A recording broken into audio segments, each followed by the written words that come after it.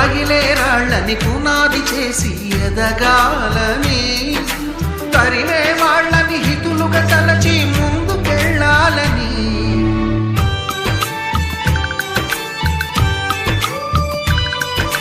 కన్నుల నీటిని కలల సాగుకై వాడుకోవాలని, కాచే నిప్పుని ప్రమిదగా మలచి కాంతి పంచాలని, గుండెతో ధైర్యం చెప్పెను,